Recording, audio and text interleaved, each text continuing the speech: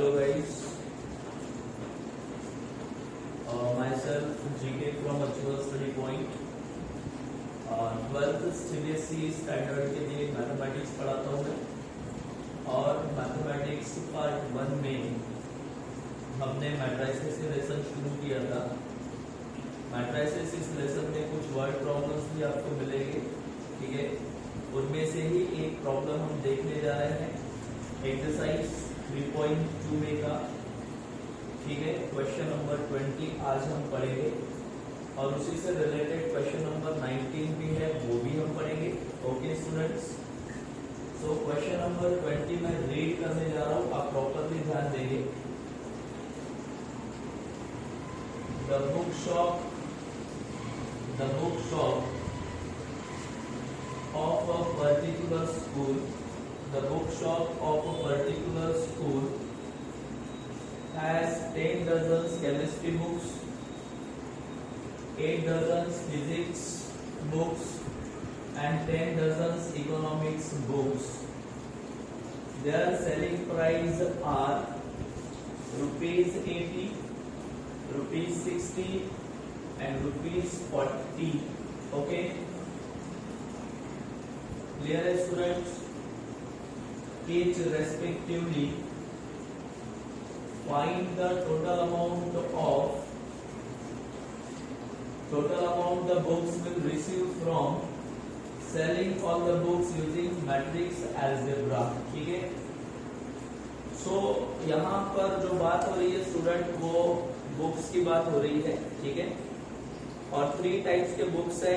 Books कौन कौन से है आप समझ लेंगे। पहले केमिस्ट्री के बुक्स है, ठीक है, देन फिजिक्स के बुक्स है और इकोनॉमिक्स के बुक्स है, ठीक है। तो उसने क्या कहा कि भाई केमिस्ट्री के जो बुक्स है वो 10 डजन है, क्लियर है। फिर उसके बाद फिजिक्स के जो बुक्स है वो 8 डजन है, ठीक है। और इकोनॉमिक्स के जो बुक्स है भाई वो कितने डजन है, 10 डजन है, क्लियर है, 10 डजन है, क्लियर। अच्छा, ये जो केमिस्ट्री के बुक्स है इनका जो प्राइस है, ठीक है, इनका जो प्राइस आपको दिया है पर डजन, ठीक है, पर डजन जो आपको प्राइस दिया हुआ है वो पर डजन प्राइस आपको दिया हुआ है रुपीज 80, ठीक है। फिजिक्स के बुक्स का पर डजन प्राइस आपको कितना दिया है, रुपीज 60, ओके। और जो इकोनॉमिक्स के बुक्स है उनका पर डजन प्राइस आपको कितना दिया है भाई, रुपीज 40, क्लियर है, ठीक है। सो स्टूडेंट्स, अगर आपने, ठीक है, जनरल लेवल पर अगर इस प्रॉब्लम को समझना चाहा तो ये बिल्कुल ठीक है, बिल्कुल ठीक है, बहुत ही छोटा सा प्रॉब्लम है और विद इन अ सेकेंड आप इसका आंसर निकाल सकते हैं। तो आप ये समझेंगे कि भाई अगर केमिस्ट्री के 10 डजन बुक्स है और पर डजन प्राइस आपको दिया है रुपीज 80, तो आप क्या करेंगे, 10 into 80 कर दो, ठीक है। तो आपको, ठीक है, इस केमिस्ट्री के बुक्स का टोटल सेलिंग प्राइस मिल जाएगा। तो इसका टोटल सेलिंग प्राइस कितना होगा भाई, 800 रुपीज होगा। अगर पर डजन, ठीक है, कॉस्ट आपको दिया है, पर डजन प्राइस आपको दिया है भाई रुपीज 60 और ऐसे कितने डजन फिजिक्स के बुक्स है, तो 8 डजन है, ठीक है। तो 60 into 8 अगर आपने कर दिया या 8 into 60 अगर आपने कर दिया तो आपको कितना मिलेगा, 480 रुपीज मिलेगा, ठीक है। और इकोनॉमिक्स के जो बुक्स है वो 10 डजन बुक्स है और पर डजन सेलिंग प्राइस जो है, पर डजन प्राइस आपको दिया है रुपीज 40। तो आप यहाँ पर 10 मल्टीप्लाइड बाय क्या कर देंगे, रुपीज 40 कर देंगे। तो आपको कितना, ठीक है, इकोनॉमिक्स के बुक्स का प्राइस कितना मिलेगा, सेलिंग प्राइस कितना मिलेगा, रुपीज 400। और अगर आपने, ठीक है, इन तीनों का टोटल कर दिया, अगर हम इन तीनों को टोटल करें, इन तीनों का टोटल फाइंड आउट करेंगे तो हमें यहाँ पर फाइनल मिलेगा, ठीक है, रुपीज 1680। ओके स्टूडेंट्स, बात समझ में आ रहा है? यानी कहने का मतलब ये है कि भाई आपने अगर इस प्रॉब्लम को प्रॉपरली रीड किया, ठीक है, तो आप विद इन अ सेकेंड इसका आंसर फाइंड आउट कर सकते हैं। लेकिन उसने क्या कहा कि आपको, ठीक है, क्या फाइंड आउट करना है? टोटल अमाउंट फाइंड आउट करना है। The book shop will receive from selling all the books, यानी सभी बुक्स बेचने के बाद, सोल्ड आउट करने के बाद शॉपकीपर के पास या बुक शॉप वाले को कितना पैसा मिलेगा, कितना पैसा बुक शॉप रिसीव करेगा, वो टोटल अमाउंट आपको फाइंड आउट करना है। बट बाय यूजिंग क्या? Matrix algebra. ठीक है, बाय यूजिंग मैट्रिक्स अलजेब्रा आपको, ठीक है, total amount received by book shop आपको फाइंड आउट करना है। क्लियर है? तो अब हमने जनरल कंसेप्ट यूज किया, ठीक है। जनरली देखा जाए तो आप डायरेक्ट इस टाइप से आंसर फाइंड आउट कर सकते हैं भाई, लेकिन ये नहीं चलेगा क्योंकि उसने क्या कहा? मैट्रिक्स अलजेब्रा का यूज करो। ओके, तो अब हम यहाँ पर मैट्रिक्स अलजेब्रा का यूज कैसे करेंगे ये समझेंगे हम, कि भाई यहाँ पर मैट्रिक्स अलजेब्रा का बुक, ठीक है, यूज कैसे होगा। ठीक है, क्लियर है? समझ में आ रहा है स्टूडेंट आपको? अब मुझे बताएंगे आप कि मैट्रिक्स अलजेब्रा में आपने कौन कौन सी चीजें पढ़ी भाई? आपने मैट्रिक्स अलजेब्रा में एडिशन ऑफ मैट्रिसेस पढ़ा, आपने मैट्रिक्स अलजेब्रा में क्या पढ़ा? सबट्रैक्शन ऑफ मैट्रिसेस पढ़ा, आपने, ठीक है, मैट्रिक्स अलजेब्रा में क्या स्टडी किया? तो स्केलर मल्टीप्लिकेशन ऑफ मैट्रिक्स, ठीक है, वो मैंने आपको समझाया। और मैंने आपको एक और टर्म समझाई थी, प्रोडक्ट, ठीक है, प्रोडक्ट ऑफ टू मैट्रिसेस, यानी मल्टीप्लिकेशन ऑफ मैट्रिसेस, ये भी कंसेप्ट हमने पढ़ा। तो भाई मैट्रिक्स ऑफ, ठीक है, मैट्रिक्स अलजेब्रा में से ये जो 3 से 4 कंसेप्ट हमने पढ़े, इनमें से हम कौन सा कंसेप्ट यहाँ पर अप्लाई करेंगे? तो देखो स्टूडेंट, यहाँ पर एडिशन वाला कंसेप्ट तो यूज नहीं होगा और ना ही सबट्रैक्शन वाला कंसेप्ट यूज होगा। आपको यहाँ पर मल्टीप्लिकेशन ऑफ मैट्रिसेस ये कंसेप्ट यूज करना पड़ेगा। ओके, क्लियर है स्टूडेंट्स? तो अब ये मल्टीप्लिकेशन ऑफ मैट्रिसेस ये कंसेप्ट या ये मैट्रिक्स अलजेब्रा हम कैसे यूज करेंगे वो समझते हैं। ठीक है, पूरा क्वेश्चन पढ़ने के बाद हमें ये समझ में आ रहा है भाई कि यहाँ पर सिर्फ 2 चीजें हैं। ठीक है, कौन कौन सी 2 चीजें हैं? तो पहला तो बुक्स है और दूसरा उनकी सेलिंग प्राइस है भाई। ठीक है, बात समझ में आ रही है? मैं क्या बोलने चाह रहा हूँ स्टूडेंट, आपको समझ में आ रहा है? ठीक है, यानी अगर आपने पूरा क्वेश्चन अगर पढ़ा तो आपको ये समझ में आएगा कि यहाँ पर सिर्फ और सिर्फ 2 ही चीजें आपको मिलेंगी। आपको यहाँ पर मिलेंगी बुक्स और आपको मिलेंगे उनके सेलिंग प्राइस। ठीक है, तो बुक्स की क्वांटिटी आपको डजन में दी हुई है और सेलिंग प्राइस आपको किस में दिया है भाई? रुपीस में दिया हुआ है। ओके, क्लियर है? तो हम क्या करेंगे, हम बुक्स के लिए, ठीक है, बुक्स के लिए अलग से, बुक्स के क्वांटिटी के लिए हम अलग से मैट्रिक्स, ठीक है, फॉर्म करेंगे और उन्हीं बुक्स के सेलिंग प्राइस के लिए हम अलग से एक सेपरेट मैट्रिक्स यहाँ पर फॉर्म करेंगे। ओके स्टूडेंट, बात समझ में आ रही है मैं क्या बोलने जा रहा हूँ? बराबर ध्यान देना है आपने।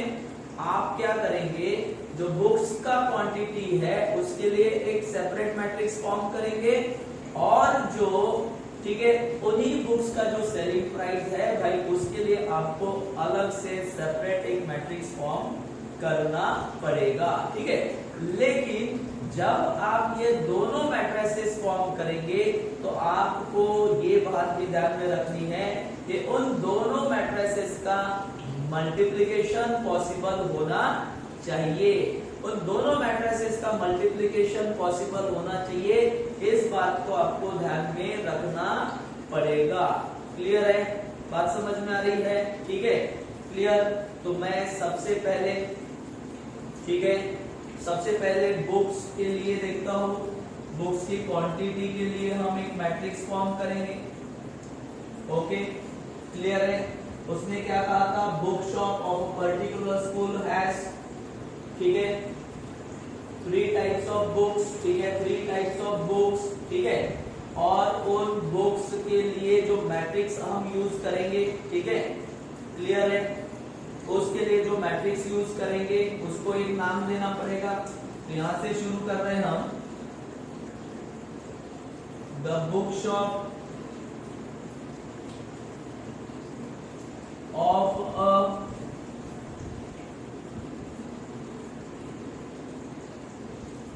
पर्टिकुलर, ठीक है, particular school has 3 types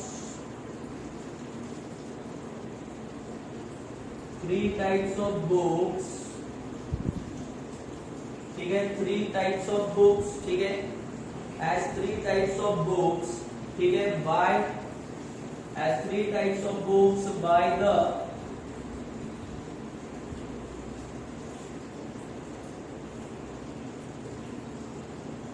following 1/3 matrix, 1/3 matrix, okay, clear है।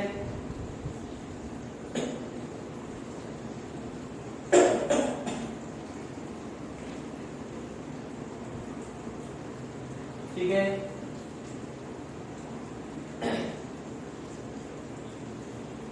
थ्री टाइप्स ऑफ बुक्स, यहां पर हम लिखेंगे रिप्रेजेंटेड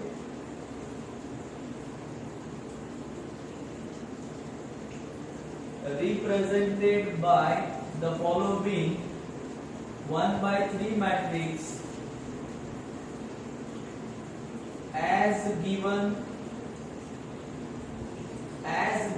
by, कौन से मैट्रिक्स द्वारा हम इसको शो करेंगे, as given by matrix A, इसको हम लिख देते हैं मैट्रिक्स ए, ठीक है, as given by matrix A, ठीक है, क्लियर है। अच्छा, बराबर ध्यान देंगे स्टूडेंट, यहाँ पर 3 टाइप्स ऑफ बुक्स थे, ठीक है, केमिस्ट्री, फिजिक्स और इकोनॉमिक्स, और इसके लिए हमने कौन सा मैट्रिक्स लिया, मैट्रिक्स ए लिया, जो इन तीनों बुक्स के क्वांटिटी को रिप्रेजेंट करेगा। लेकिन जब हम ये मैट्रिक्स लेंगे, इस मैट्रिक्स का ऑर्डर, इस मैट्रिक्स का जो ऑर्डर है वो ऑर्डर क्या होना चाहिए, 1/3 होना चाहिए, ओके, क्लियर है।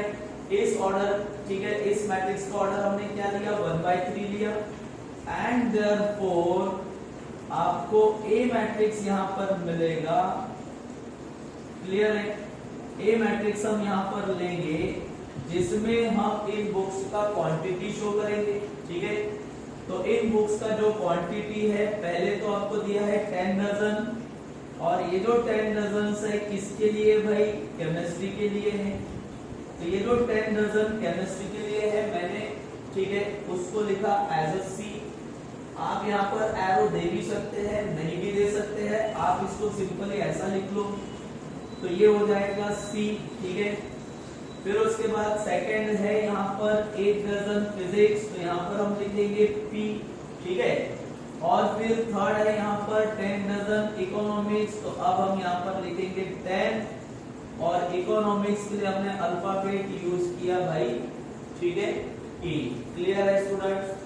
तो आपने क्या करना है, बुक्स के क्वांटिटी के लिए आपको अलग से, ठीक है, आपको अलग से एक मैट्रिक्स फॉर्म करना है, और यहाँ पर 3 टाइप्स ऑफ बुक्स हैं, इसलिए हमने इसका मैट्रिक्स फॉर्म किया 1/3 वाला, ठीक है, 1/3 यानी एक सिंगल रो, और कितने कॉलम्स होंगे, 3 कॉलम्स होंगे, ओके, क्लियर है स्टूडेंट, आपको समझ में आ रहा है, ठीक है।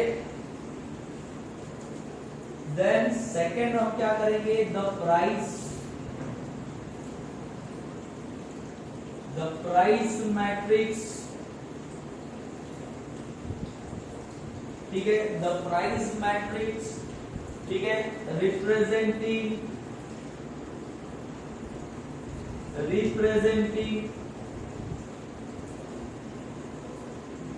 the price matrix representing the price of, ठीक है, 3 बुक्स, प्राइस ऑफ 3 बुक्स, ठीक है, प्राइस ऑफ 3 बुक्स फॉलोइंग,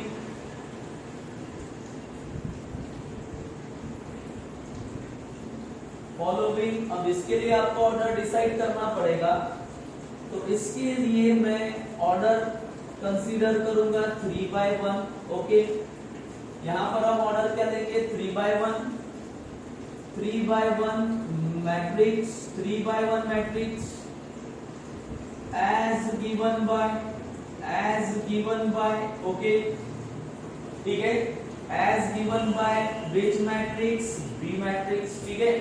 अब थोड़ा ध्यान देंगे स्टूडेंट, मैंने आपको क्या कहा था कि आपको दोनों मैट्रिक्स के जो ऑर्डर है या दोनों मैट्रिक्स को आपको ऐसे रिप्रेजेंट करना पड़ेगा, ठीक है, जिनकी वजह से उन दोनों का मल्टीप्लिकेशन पॉसिबल होना चाहिए।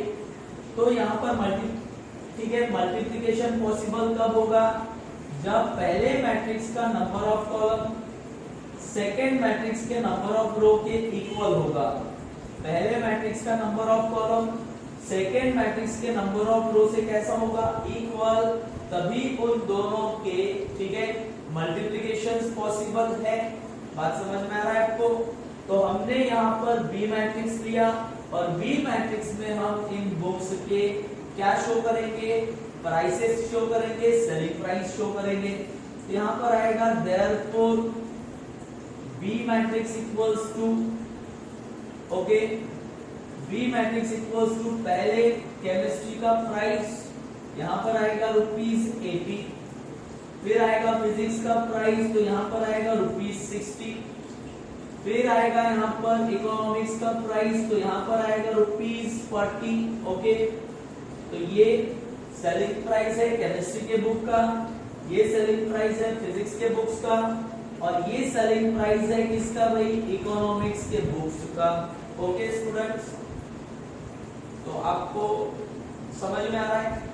आपने क्या किया, बुक्स के क्वांटिटी के लिए आपने ए मैट्रिक्स लिया, ठीक है, और आपने, ठीक है, बुक्स के सेलिंग प्राइस के लिए मैट्रिक्स बी कंसीडर किया। लेकिन मैट्रिक्स ए और बी आपको इस टाइप से लेने हैं कि उनके मल्टीप्लिकेशन पॉसिबल होने चाहिए। तो मल्टीप्लिकेशन कब पॉसिबल होंगे, जब, ठीक है, पहले मैट्रिक्स ए का नंबर ऑफ कॉलम दूसरे मैट्रिक्स बी का नंबर ऑफ रो दोनों इक्वल होंगे, तभी तो इनका मैट्रिक्स मल्टीप्लिकेशन, ठीक है, पॉसिबल होगा। अब हम, ठीक है, टोटल अमाउंट के बारे में बात करेंगे। ओके स्टूडेंट्स, टोटल अमाउंट, ठीक है, टोटल अमाउंट को हम रिप्रेजेंट करेंगे इन दोनों के प्रोडक्ट से। क्लियर है?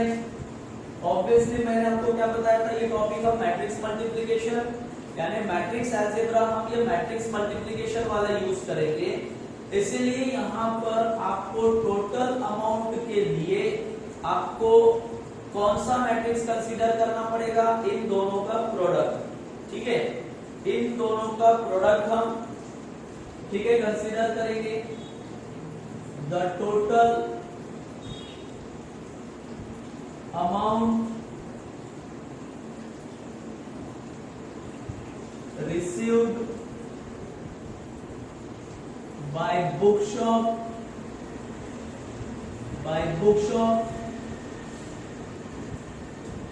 from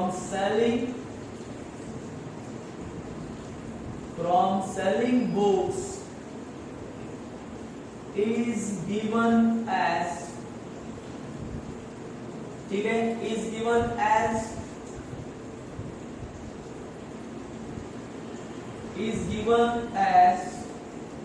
product of A and B, product of A and B, that is AB, okay, product of A and B, that is AB। अब हम इन दोनों का प्रोडक्ट फाइंड आउट कर लेंगे। तो दोनों का प्रोडक्ट फाइंड आउट कर लो, तो मैट्रिक्स ए आपके सामने है, मैट्रिक्स ए क्या था 10 8 और यहां पर क्या था भाई 10 ओके। फिर उसके बाद मैट्रिक्स बी देख लो, मैट्रिक्स बी क्या है यहां पर है 80 ठीक है, यहां पर क्या है 60 और यहां पर क्या है 40 ओके क्लियर स्टूडेंट। अब इन दोनों का मल्टीप्लिकेशन कर लेते हैं हम, इन दोनों का मल्टीप्लिकेशन करेंगे तो मल्टीप्लिकेशन कैसे फाइंड आउट करेंगे ध्यान देंगे हम। मैंने आपको बताया था मल्टीप्लिकेशन हम कैसे फाइंड आउट करेंगे भाई, फर्स्ट रो फर्स्ट कॉलम, तो यहाँ पर एक ही रो है और एक ही तो कॉलम है, तो first row first column that means पहला एलिमेंट फर्स्ट के साथ मल्टीप्लाई कर लो, तो 10 into 80 दैट इज 800, साइन लगाएंगे हम प्लस का। फिर सेकेंड एलिमेंट सेकेंड के साथ मल्टीप्लाई होगा, तो 8 into 60 that is 480 okay student. फिर थर्ड एलिमेंट मल्टीप्लाई होगा थर्ड के साथ, तो 10 into 40 दैट इज 400 क्लियर है, समझ में आ रहा है। अब अगर आप इन सभी को ऐड करेंगे तो आपको यहां पर टोटल मिलेगा ठीक है, तो टोटल अमाउंट आपको क्या मिलेगा, सभी का प्लस कर दो भाई, तो टोटल अमाउंट आपको मिलेगा इन सभी का टोटल मिलेगा 1680 दैट इज 1680 और यही हमारा फाइनल आंसर रहेगा, क्योंकि हमने प्रोडक्ट को क्या रिप्रेजेंट किया था, टोटल अमाउंट रिसीव्ड ठीक है बाय सेलिंग 3 बुक्स ठीक है, बाय सेलिंग बुक्स क्लियर। तो अब हम फाइनल आंसर लिखेंगे देयरफॉर ठीक है the total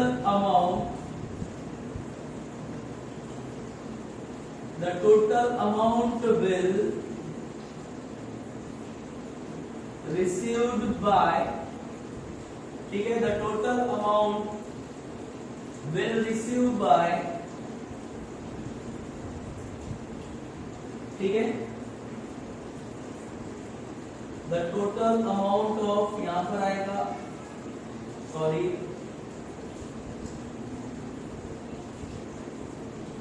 the total amount of rupees 1680 will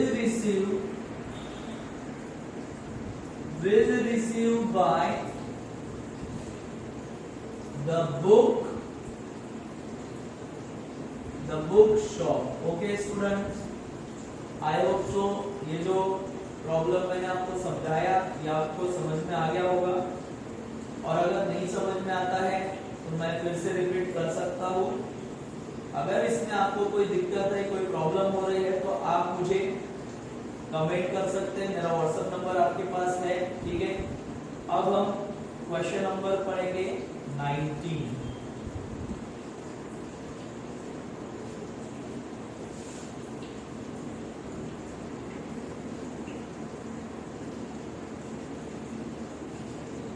okay students, अब देखेंगे हम क्वेश्चन नंबर 19। क्वेश्चन नंबर 19 में रीड कर रहा हूँ, बराबर ध्यान देंगे। अ ट्रस्ट फंड हैज ₹30,000 यानी एक ट्रस्ट है और उस ट्रस्ट के पास कुछ पैसा है, और वो पैसा कितना है भाई, तो ₹30,000 ठीक है, ट्रस्ट के पास फंड है। Must be invested in 2 different types of bonds, और ट्रस्ट ये चाहती है ये जो ₹30,000 है इस ₹30,000 को 2 टाइप्स के बॉन्ड में इन्वेस्ट करें ठीक है, 2 टाइप के बॉन्ड्स में इन्वेस्ट करना चाहती है।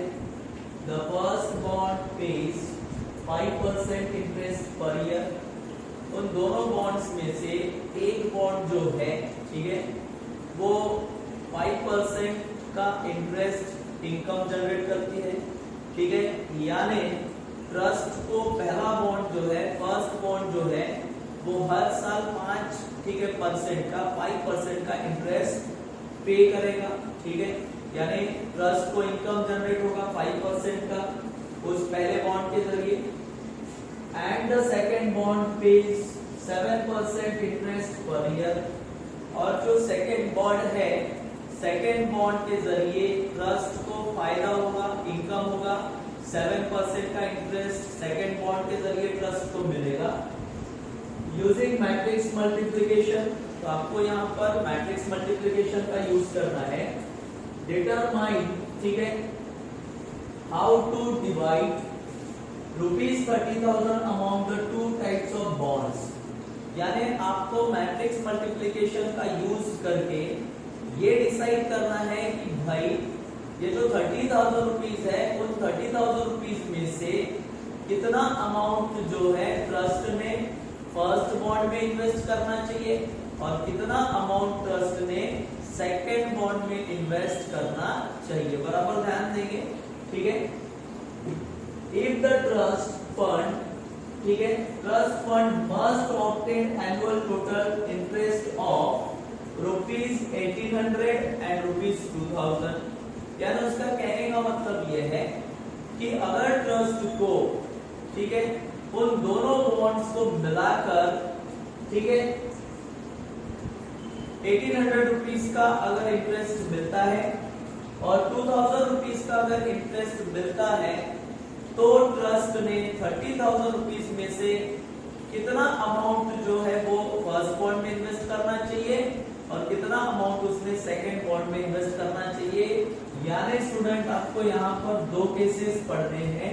केस नंबर फर्स्ट, जिसमें एनुअल इंटरेस्ट ट्रस्ट को कितना मिल रहा है, ₹1,800, और सेकेंड केस जिसमें ट्रस्ट को 2,000 रुपीज का एनुअल इंटरेस्ट, ठीक है, दोनों बॉन्ड के जरिए मिलता है। ओके, सो स्टूडेंट यहाँ पर आप एक बात ध्यान देंगे। अब यहाँ पर बात हो रही है टू बॉन्ड्स की, ठीक है, क्लियर है। और ट्रस्ट के पास पैसा कितना है, तो ट्रस्ट के पास फंड कितना है, ₹30,000। इन 30,000 रुपीज में से कुछ अमाउंट, ठीक है, पहले बॉन्ड में ट्रस्ट क्या करेगी, इन्वेस्ट करेगी, ठीक है, और कुछ अमाउंट जो है वो सेकेंड बॉन्ड में इन्वेस्ट करेगी। लेकिन हमें तो ये पता नहीं है कि वो कितना अमाउंट फर्स्ट और सेकेंड बॉन्ड में 30,000 रुपीज में से इन्वेस्ट करेंगी। तो इसके लिए भाई हम क्या कर लेते हैं कि फर्स्ट बॉन्ड के लिए एक वेरिएबल ले लेंगे, सेकेंड बॉन्ड के लिए भी एक, ठीक है, वेरिएबल ले लेंगे इन टर्म्स ऑफ रुपीज, ठीक है। तो मैंने क्या करना है, पहले तो मैं लेट कर लूंगा, ठीक है, हम लेट कर लेंगे। लेट ₹X बी इन्वेस्टेड, ठीक है, B invested in first bond, ठीक है, B invested in first bond. Okay, clear है भाई, आपको समझ में आ रहा है मैं क्या बोल रहा हूं, ठीक है। देन सेकेंड बॉन्ड के लिए भी लेट कर लेंगे, लेट एंड रुपीज, ठीक है, by B invested in second bond, ठीक है, B invested in second bond. तो भाई मैंने आपको क्या कहा कि ट्रस्ट को दो बॉन्ड में इन्वेस्टमेंट करना था, ठीक है, first bond and second bond. Trust के पास 30,000 रुपीज है, लेकिन ट्रस्ट को समझ में नहीं आ रहा है कि फर्स्ट बॉन्ड में कितना करना चाहिए और सेकेंड बॉन्ड में कितना करना चाहिए। तो हमने ये लेट कर लिया कि ट्रस्ट ने फर्स्ट बॉन्ड में ₹X इन्वेस्ट किया और सेकेंड बॉन्ड में ट्रस्ट ने रुपीस कितना इन्वेस्ट किया भाई, Y रुपीस इन्वेस्ट किया। ओके स्टूडेंट, क्लियर है। अच्छा, अब इसके अलावा अब आपने ये लेट कर लिया कि फर्स्ट बॉन्ड में कितना इन्वेस्टमेंट हुआ, सेकेंड बॉन्ड में कितना इन्वेस्टमेंट हुआ, ठीक है। तो ये जो फर्स्ट बॉन्ड का इन्वेस्टमेंट है और ये जो सेकेंड बॉन्ड का इन्वेस्टमेंट है, ठीक है, इसके लिए आपको एक सेपरेट मैट्रिक्स कंसीडर करना पड़ेगा। तो और हम लेट कर लेंगे यहाँ पर, लेट, ठीक है, ए बी द इन्वेस्टमेंट, ठीक है, इन्वेस्टमेंट मैट्रिक्स। यानी ए आपने क्या लेट किया भाई, तो ए आपने क्या लेट किया, इन्वेस्टमेंट मैट्रिक्स लेट किया। यानी ए मैट्रिक्स में आप कौन सी चीजें दिखाओगे कि फर्स्ट बॉन्ड में कितना पैसा हमने इन्वेस्ट किया और सेकंड बॉन्ड में कितना अमाउंट हमने इन्वेस्ट किया, ठीक है। एंड एक और मैट्रिक्स आपको लेना पड़ेगा। अब देखो पैसा इन्वेस्ट किया तो उसके जरिए क्या मिल रहा है, इंटरेस्ट मिल रहा है, उसके जरिए इनकम हो रहा है ट्रस्ट को, ठीक है। तो वो जो इंटरेस्ट है उसके लिए भी हमें क्या करना पड़ेगा, एक सेपरेट अलग मैट्रिक्स कंसीडर करना पड़ेगा। तो यहां पर हम लेट करेंगे, लेट, ठीक है, बी द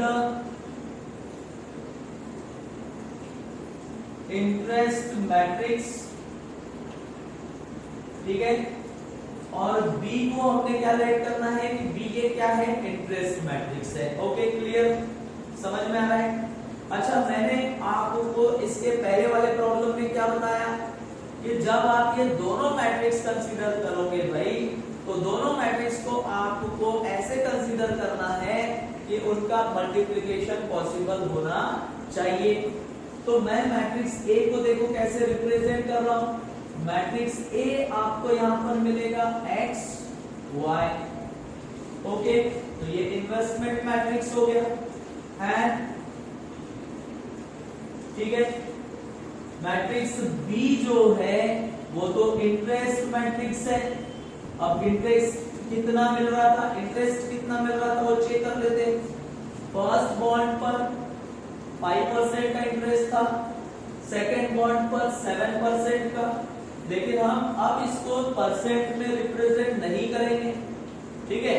ये जो 5% है, इस 5% को हम भाई ऐसा लिख सकते हैं 5/100, और ये जो 7% है, 7% को हम ऐसा लिखेंगे 7/100, ओके। सो स्टूडेंट, आप इसका ऑर्डर देखो, इसका ऑर्डर आपको क्या मिलेगा 1/2, और इसका ऑर्डर आपको क्या मिलेगा 2/1, ओके। आपने अगर इसका ऑर्डर देखा तो क्या मिल रहा है आपको 1/2 मिल रहा है। इसका ऑर्डर अगर आपने देखा 2/1, मैंने आपको क्या कहा था, मैट्रिक्स के ऑर्डर आपको ऐसे ही लेने हैं जिसकी वजह से दोनों मैट्रिक्स का मल्टीप्लिकेशन पॉसिबल होना चाहिए भाई, ठीक है, क्लियर है। तो आपने मैट्रिक्स ए कंसीडर कर लिया, investment matrix, matrix B consider किया आपने इंटरेस्ट मैट्रिक्स, ओके। अब हम इन दोनों का, ठीक है, अब हम इन दोनों का प्रोडक्ट फाइंड आउट करेंगे, और जब हम इन दोनों का प्रोडक्ट फाइंड आउट करेंगे, इन दोनों का मल्टीप्लिकेशन फाइंड आउट करेंगे, तो हमें टोटल इंटरेस्ट मिलेगा, ठीक है। हमें यहां पर क्या मिलेगा, ठीक है भाई, टोटल इंटरेस्ट मिलेगा या अमाउंट ऑफ टोटल इंटरेस्ट मिलेगा, ठीक है।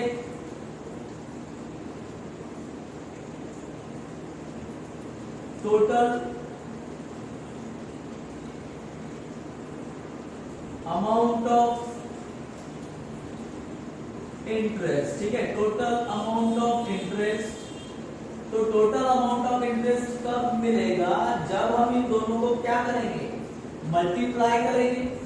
तो हमने यहां पर मल्टीप्लाई कर दिया a इंटू बी, तो मैट्रिक्स A क्या था भाई x y, मैट्रिक्स B क्या था 5/100, 7/100। आप इन दोनों का मल्टीप्लिकेशन कर लो, ठीक है, क्लियर है। टोटल अमाउंट ऑफ इंटरेस्ट दोनों का मल्टीप्लिकेशन करने के बाद मिलेगा फर्स्ट रो फर्स्ट कॉलम। तो पहला एलिमेंट पहले के साथ मल्टीप्लाई होगा, तो ये हो जाएगा भाई 5x/100, क्लियर है। क्या हो गया ये 5x/100, क्लियर। प्लस यहां पर आएगा सेकेंड एलिमेंट सेकेंड के साथ मल्टीप्लाई होगा, तो 7y/100, ओके स्टूडेंट। तो आपको ए बी क्या मिला, देखो ए बी आपको मिला टोटल इंटरेस्ट मिल गया या टोटल अमाउंट ऑफ इंटरेस्ट मिल गया, ओके, क्लियर है। आल्सो, और हमारे पास क्या है देख लो, आल्सो ट्रस्ट के पास कितना पैसा था ये बताइए। ट्रस्ट के पास 30,000 रुपीज था, उसमें से x रुपीस फर्स्ट बॉन्ड में डाल दिया, उसमें से y रुपीस ठीक है सेकेंड बॉन्ड में डाल दिया, यानी दोनों का अगर हमने एडिशन किया तो 30,000 मिलेगा। So also x plus Y equals to कितना हो जाएगा भाई 30,000। इसको हम नंबर देंगे फर्स्ट,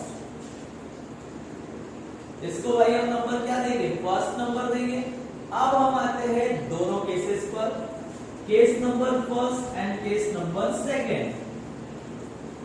ठीक है, तो केस नंबर फर्स्ट देखो आपको क्या बोला था, केस नंबर फर्स्ट आपको क्या बोला है भाई, इफ क्या दिया हुआ वहां पर आपको,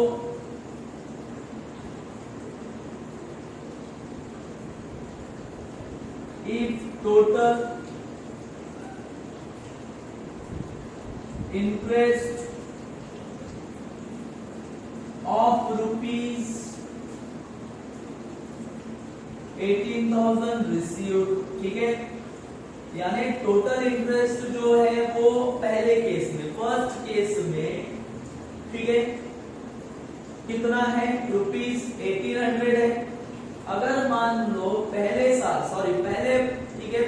साल दोनों बॉन्ड को मिलाकर टोटल इंटरेस्ट अगर 1800 रुपीज मिलता है तो बराबर ध्यान देंगे ये टोटल इंटरेस्ट है, तो भाई ये क्या है, ये भी तो टोटल इंटरेस्ट है, ये टोटल इंटरेस्ट है, तो भाई ये क्या है, ये भी तो टोटल इंटरेस्ट है। देखो total amount of interest, okay, यानी ये दोनों इक्वलाइज हो जाएंगे, ये दोनों इक्वल हो जाएंगे। तो हम यहाँ पर लिखेंगे 5x upon 100 plus 7y upon 100 equals to क्या हो जाएगा 1800। अच्छा, अब हम 100 से मल्टीप्लाई कर देते हैं तो आपको यहाँ पर मिलेगा 5x plus 7y equals to 1800 और इसको मल्टीप्लाई करेंगे हम 100 से। ठीक है, तो ये हो जाएगा 1,80,000 और इसको आपको नंबर देना है भाई सेकेंड, इसको आपको क्या नंबर देना है सेकेंड। अब फर्स्ट और सेकेंड को आप सॉल्व करेंगे by using simultaneous linear equation. ठीक है, solving first and second, first और सेकेंड को सॉल्व कर लेते हैं हम।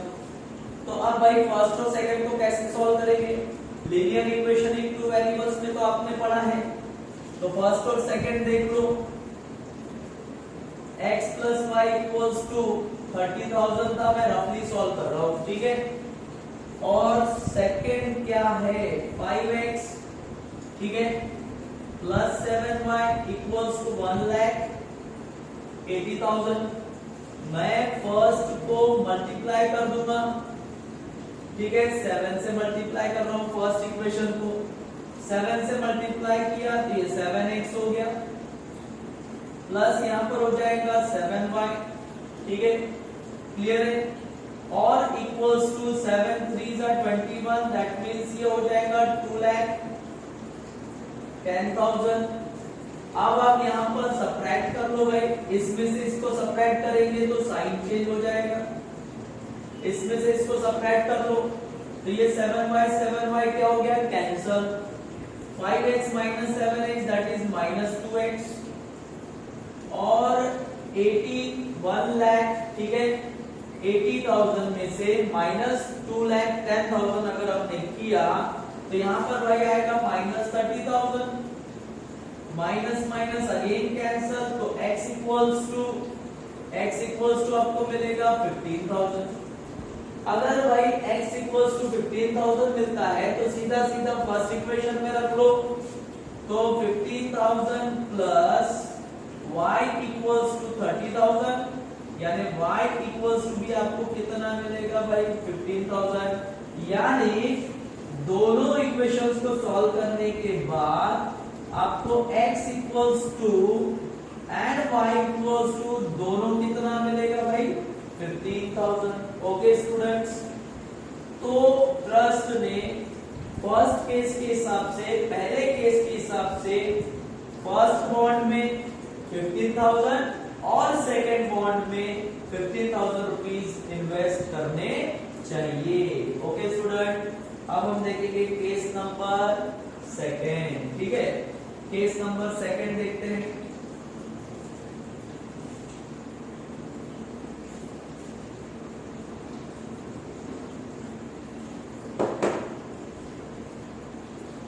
Case number second, if total interest, ठीक है, अब टोटल इंटरेस्ट कितना है भाई, इज ₹2000। टोटल इंटरेस्ट कितना है, इज ₹2000। देन ओके, ठीक है, तो अगर 2000 रुपीज का टोटल इंटरेस्ट मिल रहा है तो ये भी तो भाई टोटल इंटरेस्ट है, ये भी तो टोटल इंटरेस्ट है।